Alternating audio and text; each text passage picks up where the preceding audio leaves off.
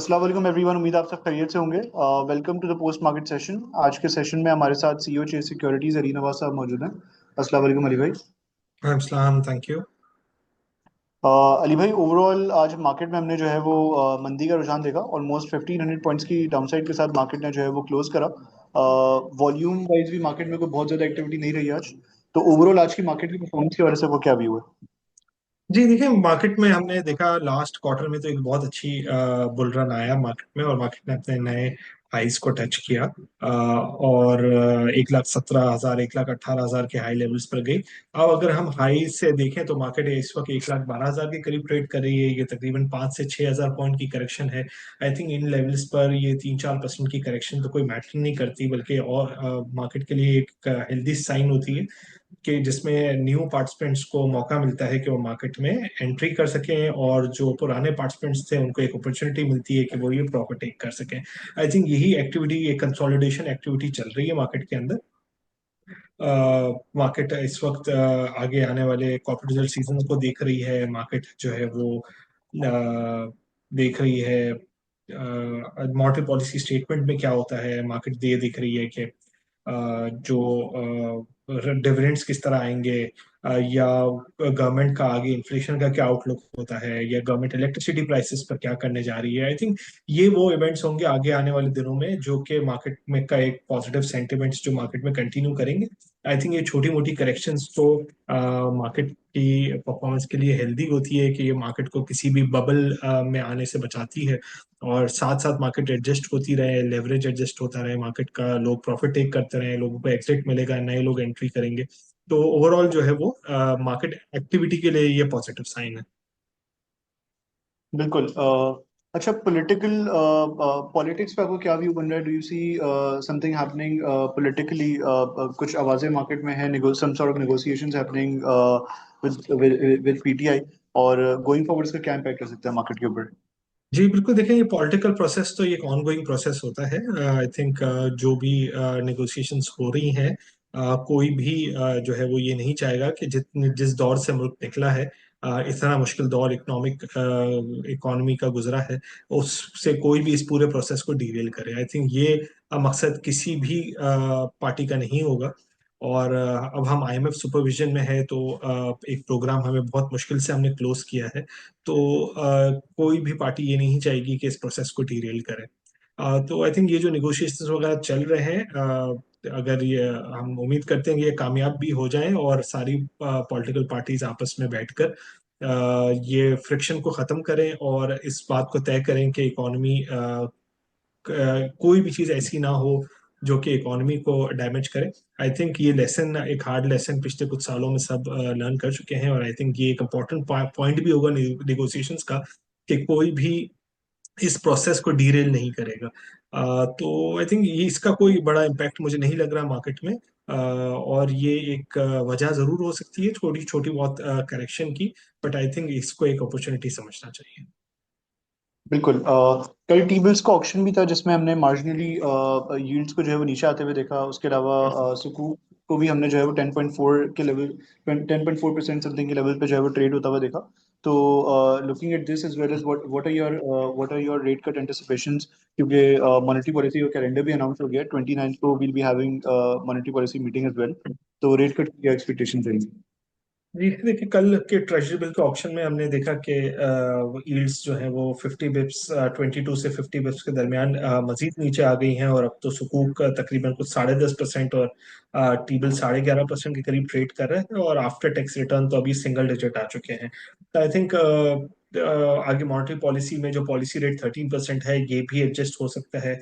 हम बारहा हमने ये सुना है, चाहे वो स्टेट बैंक गवर्नर हो, चाहे वो प्राइम मिनिस्टर हो, या फाइनेंस मिनिस्टर हो, ये सिंगल डिजिट इंटरेस्ट रेट्स पर सब चाहते हैं कि ये इंटरेस्ट रेट्स जो है वो सिंगल डिजिट तक आ जाए। हावेवर इकोनॉमी हमें कहाँ तक परमिट करती है वो एक अलग आगे जा आने वाले दिनों में देखना है। हावेवर लग ये रहा है कि इंटरेस्ट रेट्स में मजीद 200 से 300 बिप्स की कट की गुंजाइश है। अब वो हो सकता है कि इस बार सिंस पिछले कुछ मॉनेटरी पॉलिसी में बहुत शार्प एडजस्टमेंट्स हुई हैं, तो हम ये जरूर देख सकते हैं कि इस बार कोई कट 100 बिप्स से 200 बिप्स के दरमियान हो। शायद 100 बिप्स हो, उसको 12% पे थोड़ा स्टेबलाइज करने के बाद मार्च में कहीं मजीद कट की तरफ जाए। तो आई थिंक ये अभी हमें ये नहीं देखना चाहिए कि अगले 20 दिनों में इंटरेस्ट रेट्स क्या होंगे, हमें ये देखना चाहिए कि 6 महीनों में क्या होंगे, जो कि अगले 200 से 300 बिप्स जो है वो मजीद नीचे आते हुए लग रहे हैं। तो आई थिंक ये जो है वो ओवरऑल मार्केट परफॉर्मेंस के लिए काफी बेहतर होगा। बिल्कुल। टॉकिंग अबाउट सीमेंट सेक्टर, पिछले एक हफ्ते में हमने सीमेंट सेक्टर में एक अच्छा शार्प डिक्लाइन देखा है, ऑलमोस्ट 15-20% अपने हाइस से जो है वो रिट्रेस कर चुके हैं। इसमें ऑब्वियसली बीच में कुछ कंफ्यूजन्स वगैरह भी थी, इनफैक्ट कार्टेल में जो है डिसएग्रीमेंट्स वगैरह भी हो गए थे, फिर बीच में ये भी बातें सुनने में आ रही थी कार्टेल जो है वो टूट रहा है। तो ओवरऑल आप क्या व्यू है सीमेंट सेक्टर के हवाले से, और कार्टेल में जो डिसएग्रीमेंट्स है उसके हवाले से क्या अपडेट है?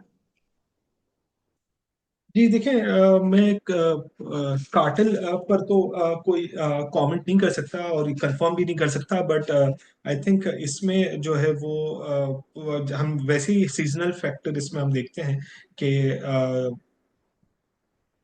पिछले विंटर्स में भी हमने देखा कि ये जो डिस्पैचेस हैं वो काफी वीक होते हैं। और होता ये है कि जो last quarter of the year होता है इसमें फिर डिस्पैचेस रिकवर होना जो है वो स्टार्ट हो जाते हैं। बट ये विंटर ऐसा सीजन होता है सिंस अप नॉर्थ में जो है वो स्नोफॉल भी होती है, जिसकी वजह से कंस्ट्रक्शन एक्टिविटी जो है वो बिल्कुल रुक जाती है।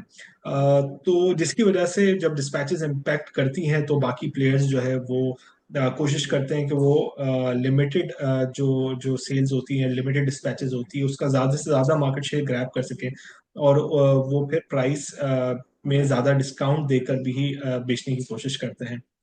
तो आई थिंक ये सीमेंट कंपनीज और बाकी प्लेयर्स के लिए एक्सेप्टेबल नहीं होता है, और वो कहते हैं कि मार्केट में जो है वो प्राइसिंग की डिस्टॉर्शन नहीं आनी चाहिए।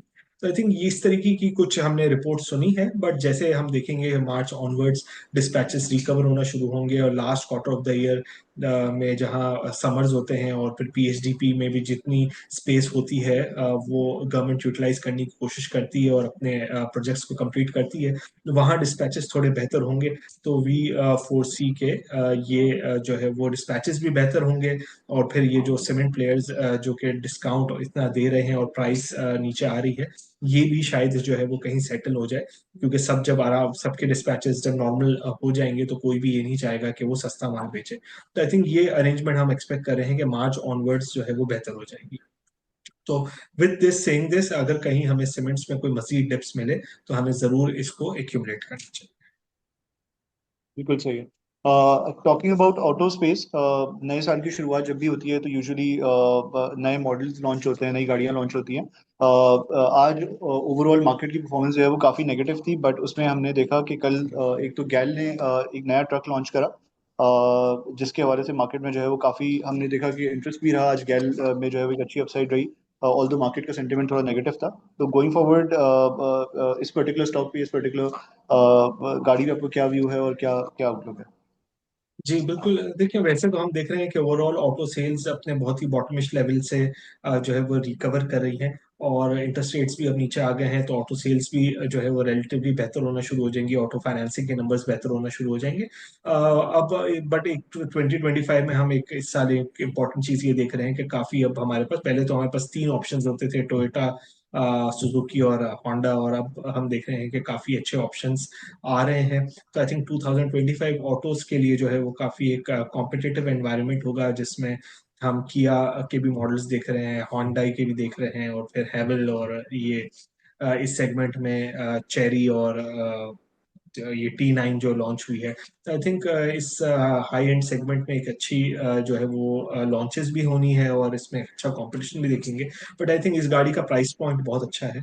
इसके कंपैरिजन में सिर्फ रीवो है जो कि यहाँ से 40% प्राइस इसकी हाई है। तो आई थिंक इस मैं एक्सपेक्ट कर रहा हूँ कि इस गाड़ी की सेल्स जो है वो बेहतर होगी। हम कुछ सुन भी रहे हैं कि कुछ 50 to 100 कार्स की बुकिंग ऑलरेडी इनको आ गई है। आई थिंक शायद 4,000 से 5,000 इस मुल्क में रीवो बिकती है। तो अगर ये 20% भी उसका मार्केट शेयर ले लेते हैं, विच इज 1,000 कार्स, तो आई थिंक इसके लिए एक अच्छा स्टार्टिंग पॉइंट होगा। तो आई थिंक आई फोर सी के गैल में जो है वो हम रेवेन्यूज में एक अच्छा नंबर देख सकते हैं गोइंग फॉरवर्ड। बिल्कुल। To wrap up the session, last question मेरा जो है मार्केट के हवाले से ही है, गोइंग फॉरवर्ड आपको क्या लग रहा है? Do you see market stabilising in coming sessions? And obviously there is a dip in the market, every day presents an opportunity. तो कौन से ऐसे स्टॉक्स होंगे जिनको देखना चाहिए एक्यूमुलेशन के लिए? जी बिल्कुल देखें, इसमें हमें जो है वो सबसे पहले तो फोकस्ड, मैं नए इन्वेस्टर्स को भी ये कहूंगा और जो एग्जिस्टिंग इन्वेस्टर्स को, कि अभी जो अपॉर्चुनिटी डिविडेंड यील्ड स्टॉक्स में मिल रही है उसको ग्रैब कर लें। एक वक्त हमें डिविडेंड यील्ड स्टॉक्स 18 से 20% यील्ड ऑफर करते थे, आज वो ही यील्ड्स कम होकर 12 से 14% के दरमियान आ गई है। और हम ये देख रहे हैं कि जो टी बिल्स या बैंक रिटर्न है वो तो 9% अब सिंगल डिजिट में आ गया है, और मजीद कम हो जाएगा। तो जो स्टॉक्स आज भी आपको 12 से 14% की डिविडेंड यील्ड्स पर मिल रहे हैं, फर्टिलाइजर में ऐसे आपको पिक्स मिल जाएंगी, आईपीपीज मिल जाएगी, बैंक्स में मिल जाएगी, पाकिस्तान ऑयल फील्ड ऐसा एक स्टॉक है। तो आई थिंक सबसे पहले उन स्टॉक्स को जो है फोकस करें, और अगर कोई भी अपॉर्चुनिटी मिलती है डिप्स पर तो उनको एक्यूमुलेट करें। और फिर ब्रॉडर ग्रोथ सेक्टर्स जिसमें सीमेंट्स हो गए, ऑटोज हो गए, ऑटो पार्ट्स हो गए, इनकी तरफ फोकस करें और एक्यूमुलेट करें। आई थिंक मार्केट में कोई प्रॉब्लम नहीं है, मार्केट नॉर्मल कंसोलिडेशन फेज में है और इस फेज से होकर निकल जाएगी। आगे मार्केट में काफी अच्छे लिक्विडिटी इनफ्लोज और ट्रिगर्स हैं जो कि मार्केट परफॉर्मेंस को फर्दर ड्राइव करेंगे यहाँ से। बिल्कुल। Thank you so much Ali भाई for taking out time for this session. Allah हाफिज। अल्लाह हाफिज, थैंक यू।